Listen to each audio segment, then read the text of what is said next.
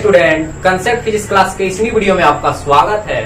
Back वाले video में हम बायोस्वाट के अनुप्रयोगों का अध्ययन कर रहे थे और हम वहां केंद्र पर वृत्ताकार धारावाहिक कुंडली के केंद्र पर और अक्ष पर चुंबकीय क्षेत्र का मान प्राप्त किए थे। आज हम लोग एक लंबे त्रिजुरेखीय का अर्थ होता है एक सीधा चालक तार, धारावाही चालक के कारण चुंबकीय क्षेत्र का क्या करेंगे, हम मान प्राप्त करेंगे। जो ये दूसरा अनुप्रयोग है उसमें दो केस पड़े थे, केंद्र पर एक, अक्षीय बिंदु पर। तो ध्यान से समझिएगा इसको हम कैसे प्राप्त करेंगे। तो सबसे पहले हमें एक त्रिजुरेखीय धारावाही चालक लेना होगा। तो मैं मान लिया कि ये एक त्रिजुरेखीय धारावाही चालक है जिसका नामकरण मैं कर दिया एक्स वाई।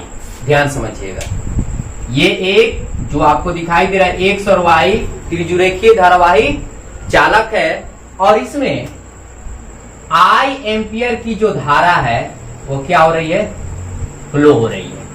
आई एम्पियर की करंट फ्लो हो रहा है और इससे कुछ दूरी पर हम एक पी बिंदु मान रहे हैं। इससे कुछ दूरी पर हम यहां एक पी बिंदु मान लिए और इसी पी बिंदु पर, बीच में मान लेते थोड़ा इधर, पी बिंदु मान लिए और इसी पी बिंदु पर हमें चुंबकीय क्षेत्र का क्या करना है, मान प्राप्त करना है।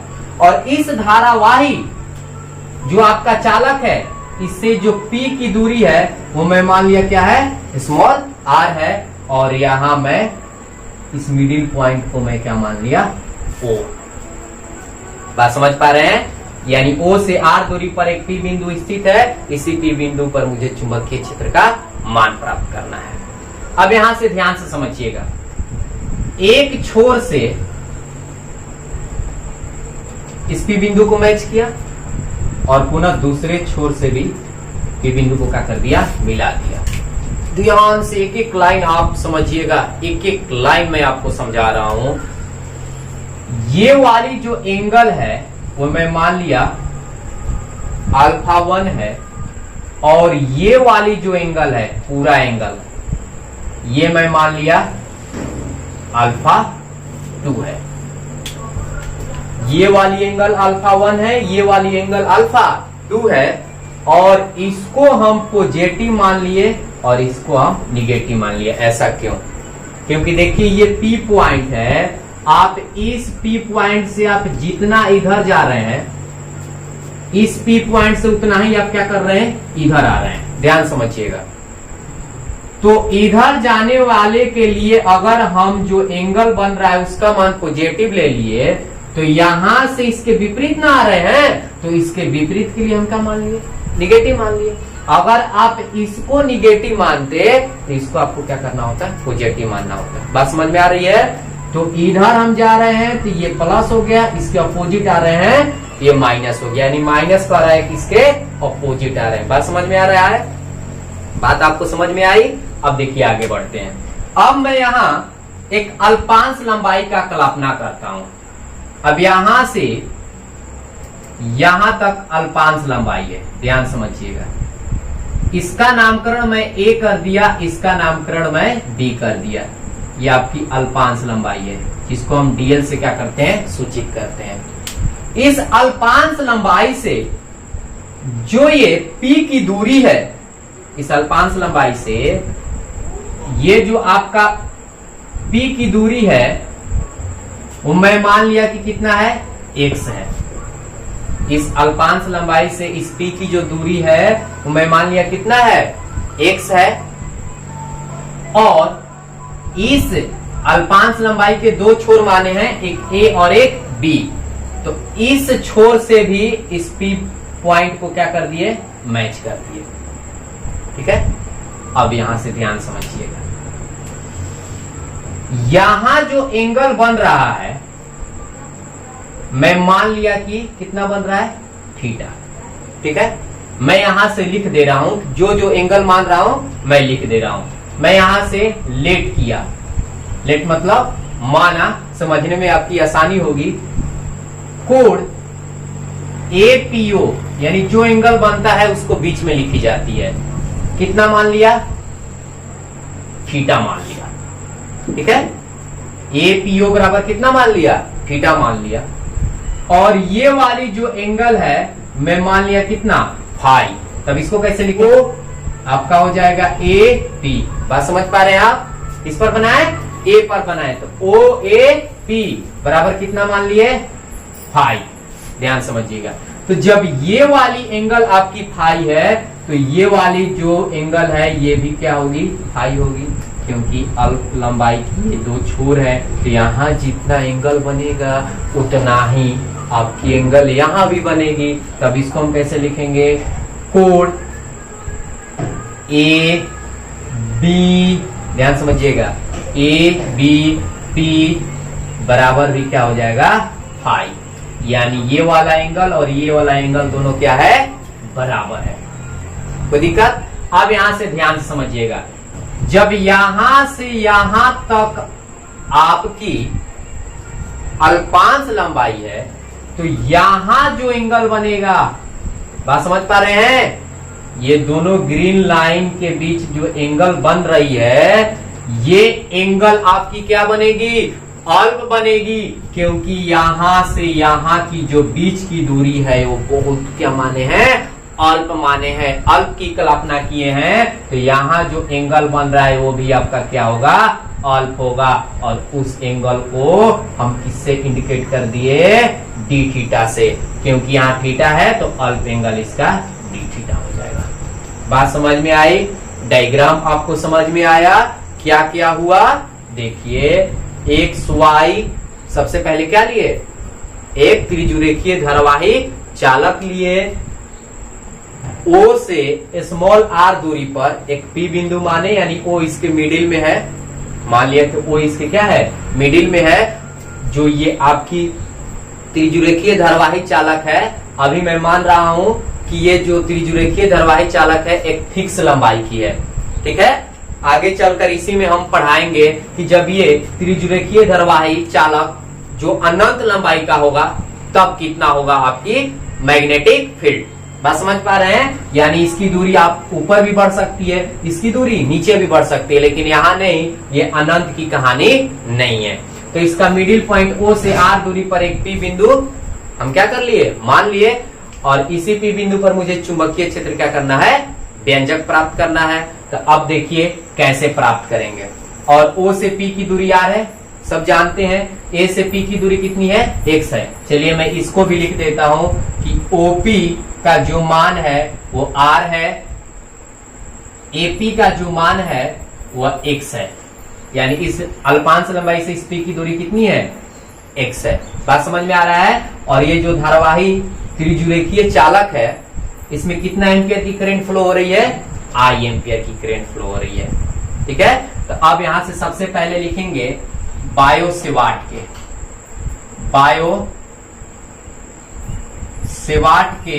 नियम से। बायो-सेवार्ट के नियम से अल्पांश लंबाई के कारण जो चुंबकीय क्षेत्र हमें प्राप्त होता है, इसका अध्ययन हम बैक वाले वीडियो में सरलता पूर्वक किए हैं। अगर आप बायो-सेवार्ट के नियम को अभी तक नहीं देखे हैं तो सबसे पहले उस वीडियो को देखिए, तब जाकर आपको वहां से एक फॉर्मूला मिलेगी। और उस वीडियो का लिंक हम इस वीडियो के डिस्क्रिप्शन बॉक्स में डाल दिए हैं, वहां से भी आप क्या कर सकते हैं, देख सकते हैं। तो देखिए बायो-सेवार्ट के नियम से अल्पांश लंबाई के कारण, यहां लिख देते हैं, अल्पांश लंबाई के कारण जो चुंबकीय क्षेत्र होता है dB, उसका सूत्र होता है म्यू नॉट 4 पाई IDL साइन थीटा अब बाटा में R स्क्वायर। अब देखिए यहाँ थीटा और R हम क्यों नहीं लिखे हैं, यहां मुझे बात आपको समझानी है। वहां एंगल जो अल्पांश लंबाई से P बिंदु के बीच जो रेखा खींची जा रही थी उसके द्वारा बनाया हुआ एंगल था, तो वहां एंगल थीटा बन रही थी तो हम थीटा लिख दिए थे। लेकिन यहां एंगल A से P की जो ये रेखा ग्रीन वाली दिखाई दे रही है आपको, यहां एंगल कितना बना है, कितना बना है, फाई बना है। तो यहां साइन थीटा ना लिखकर क्या लिखेंगे, हम फाई लिखेंगे, क्योंकि हम फाई माने हैं। और इस अल्पांश लंबाई से इस पी की दूरी हम कितना माने हैं, x माने हैं, r नहीं माने हैं। तो यहाँ क्या हो जाएगी, x स्क्वायर हो जाएगी। बात समझ पा रहे हैं। म्यू 0/4 पाई आइडियल साइन थीटा बटा आर स्क्वायर। तो वहां बना हुआ एंगल थीटा था तो थीटा लिख रहे थे, बीच की दूरी r माने थे तो r लिख रहे थे, लेकिन इनके बीच की दूरी x माने हैं तो x का स्क्वायर लिखेंगे। ये आपका चेंज होता रहता है आपके अनुसार कि आप क्या लेट किए हैं। बात समझ पा रहे हैं। हम इसको अब इक्वेशन नंबर क्या मान लिए, फर्स्ट मान लिए। अब देखिए हम क्या कर रहे हैं, अब यहां से लिख रहे हैं ए से AM लंब BP खींचा। अब मैं क्या किया कि यहां से हम एक लंब खींच दिए इस पर, A से AM यहां M मान लिए और किस पर खींच दिए, BP पर। अब इस फिगर को हम इसमें से हटाकर अलग बना लेते हैं ताकि आपको समझने में और आसान हो जाए। ठीक है, अगर मैं इस फिगर को बनाऊं तो इस प्रकार होगा। ये ध्यान समझिए, ये आपकी ए है, ये आपकी बी है, ये आपकी पी पॉइंट है, यहां से ये मैच हुआ, यहां से ये। ध्यान से गहराई समझिएगा, पी है और यहां से यहां तक की दूरी हमें पता है कितनी है, डीएल है। और यहां जो एंगल बन रहा है क्या है, फाई है, फाई है। और यहां से हम एक लंब डाले हैं और ये लंब क्या है, जिस पॉइंट पर जाकर ये मैच कर रहा है उस पॉइंट को हम क्या माने हैं, एम। तो जब हम यहां से लंब डाले और ये वाली जो एंगल है वो कितना बन रही है, देखिए डी थीटा। ध्यान से, सॉरी यहां डी थीटा है, डी थीटा बन रहा है ना। देखिए ए बी पी के बीच बना हुआ एंगल कितना है, डी थीटा। डी थीटा ये कितना बन रही है, 90 डिग्री लंब डाले हैं। तो अब यहां से चल रहे हैं त्रिभुज ए बी एम में, ए बी एम में, ए बी एम में। थीटा के सामने वाला, सॉरी ये फाई है, यहां थोड़ा अच्छा से इसको लिख देते हैं, ये क्या है, फाई है। तो फाई के सामने यानी जो एंगल बनता है उसके सामने वाली भुजा क्या होती है, लंब। और ये क्या हो गई आपकी कर्ण, और ये आपका क्या हो गया, आधार हो गया। ठीक है, तो अब इसमें हम त्रिकोणमिति का अनुपात साइन का फॉर्मूला बैठाते हैं। साइन फाई बराबर सूत्र क्या होगा, इसमें साइन फाई लगा है, हमें साइन फाई का मान निकालना है। तो साइन फाई बराबर सूत्र क्या होगा, तो साइन फाई का सूत्र होता है लंब बटा कर्ण, यानी साइन थीटा का सूत्र क्या होता है, लंब बटा कर्ण। तो अब इसका लंब क्या है, तो लंब हो जाएगी एम। बात को समझिएगा, कर्ण क्या है तो आपका हो जाएगा ए बी या बी ए। एम का मान नहीं दिया है तो इसको ज्यों का त्यों लिखेंगे। ए बी का मान मुझे पता है कितना है, डीएल है, तो इसलिए ए एम बराबर क्या हो जाएगा, डीएल साइन फाई। समझ पा रहे हैं, एम का मान कितना हो जाएगा, डीएल साइन फाई। अब मैं यहां से क्या कर रहा हूं, ध्यान समझिएगा। अब मैं इस त्रिभुज में जा रहा हूं, त्रिभुज ए पी एम में, ए पी एम में।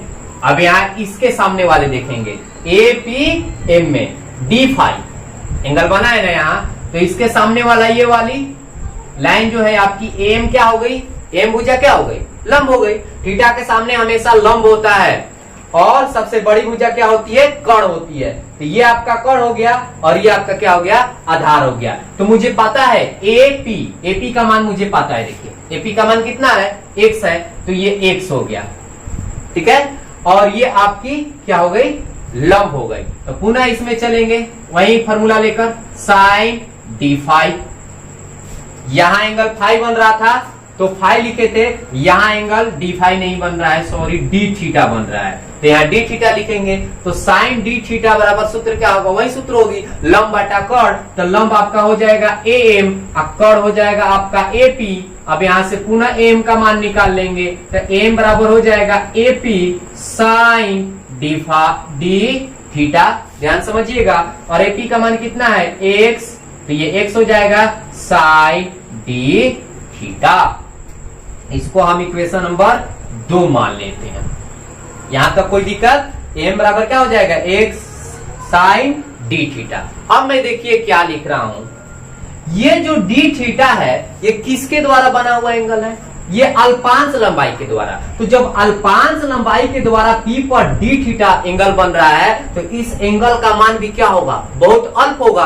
तो हम इलेक्ट्रोस्टैटिक्स के चैप्टर का जब अध्ययन कर रहे थे तो वहां हम एक रूल बताए थे कि जब एंगल का मान बहुत छोटा आता है तो वहां हम साइन जो होता है, त्रिकोणमिति जो अनुपात होता है, उसको क्या कर दिया जाता है? छोड़ दिया जाता है। कहीं छोड़ भी दिया जाता है और कहीं नहीं दिया जाता है तो लगा भी दिया जाता है। ये दोनों रूल होती है, दोनों कहानी होती है।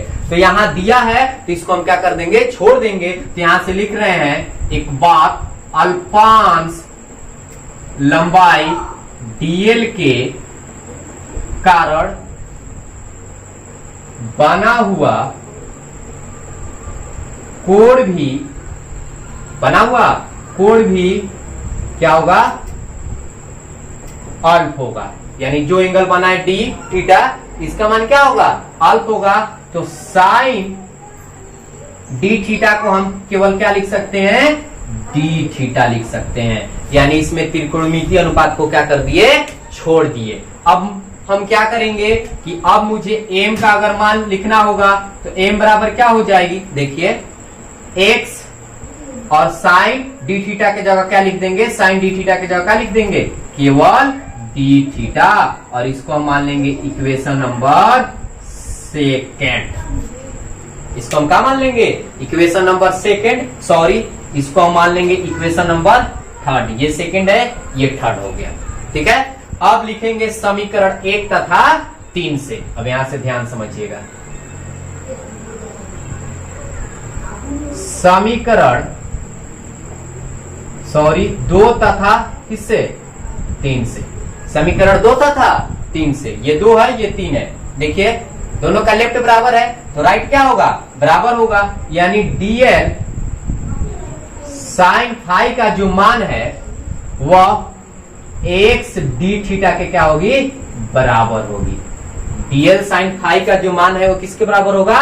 एक्स डी थीटा के। कोई दिक्कत? तो इतनी बातें आप स्क्रीनशॉट कर लीजिए, इसके बाद हम आगे बढ़ेंगे। अब यहां से देखिएगा, अब यहां से हम क्या कर रहे हैं? आगे बढ़ रहे हैं और समीकरण 1 में जो ये डीएल साइन फाई है उसके मान को क्या कर रहे हैं? रख रहे हैं। तब यहां से लिखेंगे समीकरण 1 से, ध्यान समझिएगा, समीकरण 1 से क्या है? D v mu naught 4 pi I d l, sorry d l sine phi का मान मुझे कितना रखना है? X d theta. D l sine phi का मान कितना रखना है? एक्स डी थीटा रख दिए। बाटा में क्या होगा? X square. अब यहां से एक एक्स को क्या कर दिया? हम कटा दिए तो बचा कितना? म्यू नॉट 4 पाई आई बटा में कितना होगा? एक्स डी थीटा होगा ना। डीवी बराबर कितना हो जाएगा? म्यू नॉट 4 पाई आई बटा में एक्स डी थीटा। अब यहां से क्या कर रहे हैं? ध्यान समझिएगा, त्रिभुज AOP में, अब किस में गए? AOP में। ध्यान समझिएगा, APO में। त्रिभुज, यहां से लिखेंगे त्रिभुज APO में। दिखाई दे रहा है? APO में। अब इस एंगल से मुझे चलना है तो थीटा के सामने वाला जो भुजा है वो क्या हो जाएगी? लंब हो जाएगी। ये कर्ण हो जाएगा, ये आधार हो जाएगा। ध्यान समझिएगा, तो हमें लंब पता नहीं है, OA की दूरी पता नहीं है, लेकिन AP की दूरी पता है x, जिसको हम कर्ण बोल रहे हैं। OP की दूरी पता है R, जिसको हम आधार बोल रहे हैं, जिसको हम क्या बोल रहे हैं, आधार बोल रहे हैं। तो त्रिकोणमिति का कौन सा अनुपात होता है जिसमें कण और आधार आते हैं, तो कौन सा अनुपात होता है, कॉस। तो अब यहाँ कॉस का फॉर्मूला बैठाएंगे, समझ पा रहे हैं, जो दिया रहता है उसी के अनुसार हम त्रिकोणमिति के अनुपात को क्या करते हैं, बैठाते हैं। तो यहाँ लिखेंगे कॉस थीटा बराबर क्या हो जाएगी, तो कॉस थीटा बराबर हो जाएगा आपका आधार बाटा कण यानी आर, अब बाटा में क्या हो जाएगी, एक्स होगा ना। आधार आपका ये हो गया, कण ये हो गया। अगर हम यहाँ से एक्स का मान निकालें तो क्या हो जाएगी, आर बाटा कॉस थीटा, क्योंकि एक्स इधर डिवाइड है, इधर आकर मल्टीप्लाई हो गया, और ये मल्टीप्लाई है, इधर आकर डिवाइड हो गया। तो एक्स का मान कितना मुझे मिला, आर बाटा कॉस थीटा। अब इस एक्स का मान इस वाली इक्वेशन में क्या कर देंगे, रख देंगे। तब यहां से लिखेंगे हम डीवी बराबर कितना होगा, म्यू नॉट बटा 4 पाई आई डी थीटा बटा एक्स का मान कितना रखेंगे, आर बाटा कॉस थीटा।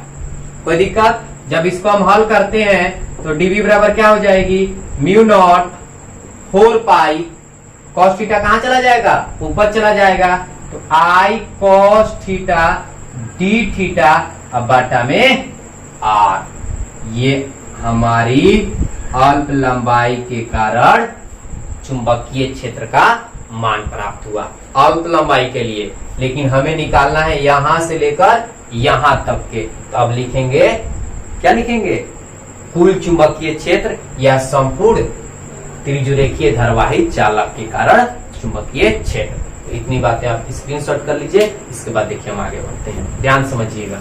देखिए अब यहां से हम चालक के लिए, किसके लिए, अब यहां से क्या लिखेंगे, संपूर्ण चालक के लिए। अब यहां से चलते हैं, देखिए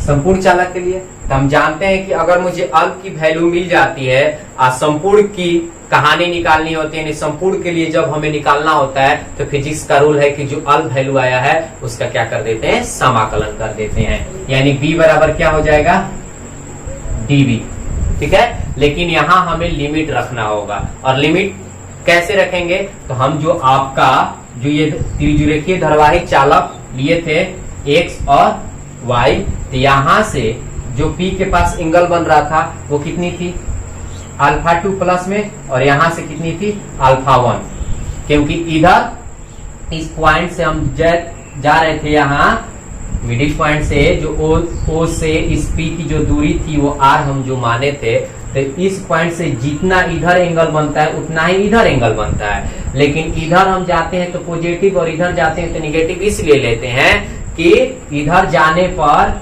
आपकी दिशा इधर हो जा रही है और इधर आने पर आपकी दिशा इधर हो रही है, यानी दोनों के डायरेक्शन एक दूसरे के क्या है, विपरीत है। तो एक का पॉजिटिव एक का निगेटिव ले लिए थे। तो यहाँ हम क्या लिखेंगे, माइनस अल्फा 1 से लेकर प्लस अल्फा 2 तक,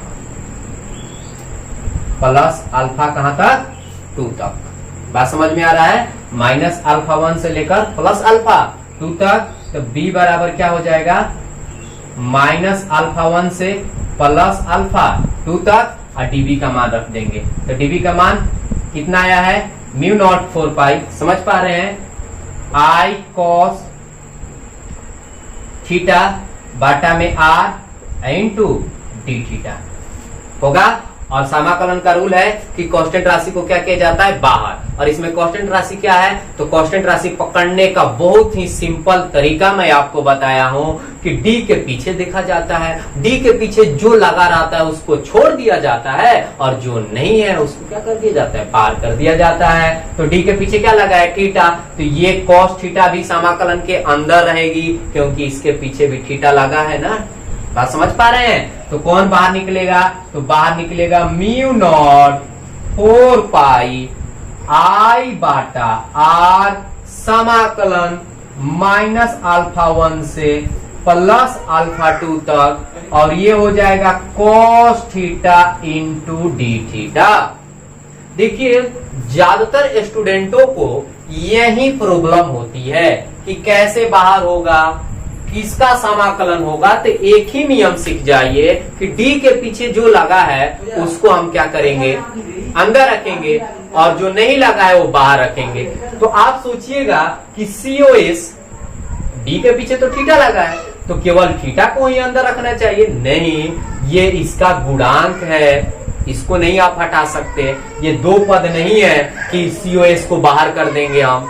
बात समझ पा रहे हैं? और अगर आपको बहुत अच्छे तरीका से अवकलन और समाकलन को समझना है तो हम बेसिक फिजिक्स का वीडियो बनाए हैं, उसमें हम समाकलन भी पढ़ाए हैं, वहां हम अवकलन भी पढ़ाए हैं, वहां हम लॉग भी सिखाए हैं। सबसे पहले उस वीडियो को देखिए, तब जाकर आपको समाकलन अवकलन में कहीं भी किसी भी प्रकार की कोई दिक्कत नहीं होगी। इसलिए बेसिक जो बातें होता है उसको हम स्ट्रांग रखेंगे, तभी फिजिक्स के अंदर की कहानी जो होती है फॉर्मूला प्रूव करने में, चाहे न्यूमेरिकल बनाने में हम हेल्पफुल होंगे। अब यहां से आगे बढ़ेंगे, इधर चलते हैं, इधर की बातें हम मिटा देते हैं, ध्यान समझिएगा। तो अब यहां से क्या होगा, B बराबर म्यू नॉट 4 पाई I बटा आर कॉस थीटा का समाकलन साइन थीटा होता है। साइन थीटा जैसे ही समाकलन टूटेगा बड़ा कोष्ठ के अंदर लिख दिया जाता है। अब लिमिट आपका यहां रखा जाएगा और ऑपर यहां रखा जाएगा, प्लस R2। अब यहां लिखेंगे B mu naught by 4 pi I बटा R, ध्यान समझिएगा। अब इस समाकलन की जो ये लिमिट है, इसकी रूल क्या कहता है कि जो ये थीटा लगा हुआ है, एक बार मुझे ऑपर रखना है और थीटा की जगह पर एक बार मुझे लोअर रखना है और बीच में माइनस का चिन्ह देना है। ये लिमिट रखने की रूल है समाकलन की, कि जो यहाँ है आपकी अल्फाबेट का अक्षर कहीं कहीं एक्स आता है, कहीं कहीं जेड आता है, तो जेड के जगह पे एक बार ये रखेंगे, एक बार ये रखेंगे और बीच में माइनस का चिन्ह, यानी सबसे पहले ऊपर वाला रखा जाता है जिसको हम बोलते हैं ऑपर। तो इसको जब हल करेंगे तो इस प्रकार आएगा साइन अल्फा 2 और बीच में मुझे माइनस देना है साइन माइनस अल्फा 1, क्योंकि इसका मान ही माइनस में है। अब इसको हल कर देंगे तो b बराबर क्या हो जाएगा, म्यू नॉट 4 पाई I बाटा R sine alpha 2, sine minus theta बराबर माइनस साइन थीटा, अब माइनस पहले से है तो क्या हो जाएगा प्लस। बात समझ रहे हैं, साइन माइनस थीटा बराबर माइनस साइन थीटा होता है और माइनस पहले से है तो क्या हो जाएगी प्लस हो जाएगी। तो साइन ये क्या हो जाएगा अल्फा 1, या इसको हम ऐसे भी लिख सकते हैं म्यू नॉट 4 पाई I बाटा R sine alpha 1 plus sine alpha 2, यही आपकी राइट इक्वेशन हो गई। यानी मुझे जो क्वेश्चन कह रहा है कि लंबे त्रिज्युरेखीय धारावाही चालक के कारण चुंबकीय क्षेत्र का मान कितना होगा, तो कितना होगा म्यू नॉट बाटा 4 पाई I बाटा R sine alpha 1 plus sine alpha 2। बात समझ में आई? अब देखिए इसमें अगर मुझे यहां से ध्यान समझिएगा, अगर मुझे जो हम डायग्राम बनाए थे उसमें चुंबकीय क्षेत्र की अगर मुझे दिशा का पता लगाना होगा तो किधर होगी, तो देखिए आपकी ये थी x, ये थी y, ये आपका P बिंदु, अब करेंट इस प्रकार फ्लो हो रहा है, ठीक है, करेंट इस प्रकार फ्लो हो रहा है। तो ध्यान समझिएगा, जिधर करंट फ्लो होता है हम क्या बताएं, उधर अंगूठा करना है, और जिस पॉइंट पर हमें मैग्नेटिक फील्ड को प्राप्त करना है उधर सभी अंगुलियां करना है। अगर हथेली आपकी अंदर जाएगी तो चुंबकीय क्षेत्र अंदर की ओर बनेगा और बाहर आएगी तो बाहर की ओर बनेगा। तो देखिए अंगूठा इधर, सभी अंगुलियां इधर, तो कहां बन रहा है अंदर की ओर। यहां से अगर बनाते हैं तो करंट इधर होगा ना और चुंबकीय क्षेत्र इधर, यानी इससे भी लीजिएगा और इससे भी लीजिएगा तो आपकी मैग्नेटिक फील्ड किधर बनने वाली है, कहां बनेगी, अंदर बनेगी, यानी नीचे की ओर बनेगा। बात समझ में आ रही है? अब यहां से देखिए स्पेशल केस हम इसमें लेके चल रहे हैं। पहला स्पेशल केस हम लेके चले पहला स्पेशल कहता है कि जो ये त्रिजुरेखीय धारावाही चालक है इसकी लंबाई अनंत हो जाए, यानी लंबाई क्या हो जाए, अनंत हो जाए। जब लंबाई आपकी अनंत हो जाएगी, यानी जो हम x और y जो माने हैं, अब इसकी लिमिट नहीं है कितना बड़ा होगा कितना छोटा होगा, तो उस केस में अल्फा 1 अब बराबर होता है अल्फा 2 और इसका मान हमेशा 90 डिग्री लिया जाता है। ये स्पेशल केस है, विशेष परिस्थिति। जब अनंत लंबाई का त्रिजुरेखीय धारावाही चालक हो जाएगा तो अल्फा 1 और अल्फा 2 का मान किसके बराबर लेंगे, पाई बाई 2 के। तो जब पाई बाई 2 के बराबर लेंगे तो मैग्नेटिक फील्ड कितनी आएगी, तो मी नॉट 4 पाई आई बटा आर। अब यहां लिखेंगे साइन अल्फा 1 यानी pi by 2 plus sine alpha 2 यानी इसका भी मान रखना है पाई बाई 2। बी बराबर मी नॉट बटा 4 पाई आई बटा आर। पाई बाई 2 का अर्थ होता है 90 डिग्री, पाई का अर्थ होता है 180, 180 में 2 से डिवाइड करेंगे तो 90, और साइन 90 डिग्री का मान 1 होता है और इसका भी 1 हो जाएगा। जब इसको हल करेंगे तो म्यू नॉट बटा 4 पाई 2 आई बटा आर। 2 से 2 को कैंसिल भी कर सकते हैं, नहीं तो यहीं छोड़ सकते हैं, नहीं तो यहीं क्या कर सकते हैं, छोड़ सकते हैं। तो जब लंबाई, जब धारावाही चालक की लंबाई क्या हो, अनंत हो जाए, तो आपकी मैग्नेटिक फील्ड इतनी होगी। दूसरा स्पेशल केस देखिए क्या कहता है। दूसरा स्पेशल केस कहता है कि जो हम यहां x और y माने थे और ये एक p पॉइंट है, ठीक है, जो हम x और y माने थे और एक आपका क्या है, p पॉइंट है, तो मैं मान लेता हूं कि इस y छोर से, दूसरा स्पेशल केस ध्यान समझिएगा मैं क्या समझा रहा हूं, इस y छोर से इस p बिंदु की दूरी नजदीक है, यानी इस p बिंदु की दूरी r है, और इस x छोर से इस p बिंदु की दूरी मुझे पता नहीं है, ये अनंत पर कहां जा रहा है मुझे पता नहीं है। यानी एक छोर से, इसका कहने का अर्थ यह हुआ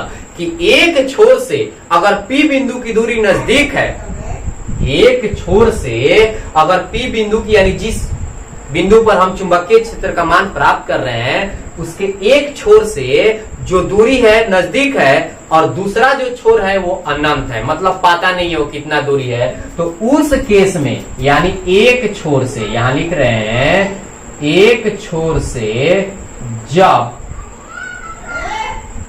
P की दूरी नजदीक हो, एक छोर से जब P की दूरी क्या हो, नजदीक हो, तो अल्फा 1 का मान 0 हो जाएगा और अल्फा 2 का मान जो है पाई बाई 2 लेंगे। पुनः समझ लीजिए, जब धारावाही चालक अनंत होगा, दोनों छोर से P की दूरी अनंत पर आएगी, पता नहीं है वो कितना लंबा होगा, तो उस केस में अल्फा 1 अल्फा 2 पाई बाई 2 होगा। अगर एक छोर से P की दूरी नजदीक है, ठीक है, तो उस केस में अल्फा 1 का मान 0 और अल्फा 2 का मान कितना लेंगे, पाई बाई 2 लेंगे, ठीक है। तो जब ऐसे हम पुट करते हैं तब जाकर आपकी मैग्नेटिक फील्ड कितना आएगी, तो म्यू नॉट 4 पाई, समझ पा रहे हैं, आई बटा आर। तो sign alpha 1 plus sine alpha 2, तो एक हो जाएगा साइन 0 डिग्री, तो साइन 0 डिग्री का मान तो 0 हो जाएगी, और पाई बाई 2 होगा तो साइन 90 डिग्री यानी 1 हो जाएगा। यानी कहने का अर्थ यह हुआ कि म्यू नॉट 4 पाई आई बटा आर, यानी इसमें जो 2 से गुणांक आया है 2i आया है, इसमें केवल i आएगी। बात समझ पा रहे हैं। ये कब की कहानी है, जब एक छोर से P बिंदु की दूरी नजदीक हो, और ये कब की कहानी है, दोनों छोर से P बिंदु की दूरी अनंत हो। आई होप आपको समझ में आ गया होगा। अगर वीडियो अच्छी लगी होगी तो एक लाइक और एक कमेंट कीजिएगा। लाइक, कमेंट और सब्सक्राइब करने में 2-4 मिनट की समय लगेगी, इससे ज्यादा नहीं लगेगा। और अगर आपको वीडियो अच्छी लगी होगी तो कमेंट करके जरूर बताइएगा, ताकि हमें क्या हो, एक आत्मबल मिले, विश्वास मिले, ताकि हम आगे जितने भी वीडियो बनाए उसको और अच्छे तरीका से और अच्छे थ्योरी को लेकर बहुत अच्छे सिंपल भाषाओं में क्या करें आपको